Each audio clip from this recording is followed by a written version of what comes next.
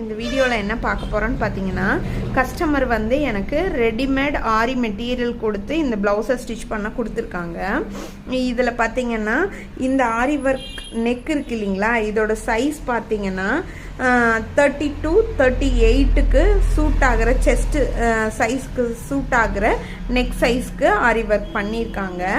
ஆனால் என்னோட கிளைண்ட்டோட chest size பார்த்தீங்கன்னா 42.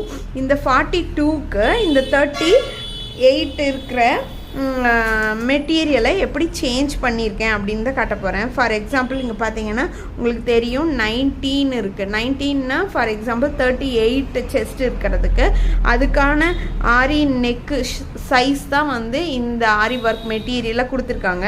ஆனால் நான் வந்து கிளைண்ட்டோட செஸ்ட்டு சைஸ் பார்த்தீங்கன்னா என்னோட கிளைண்ட்டோட இது பார்த்தீங்கன்னா 42 அவங்க நெக் சைஸ்க்கு நான் சேஞ்ச் பண்ணியிருக்கேன். இதுதான் என்னோட டாஸ்காக இருக்குது.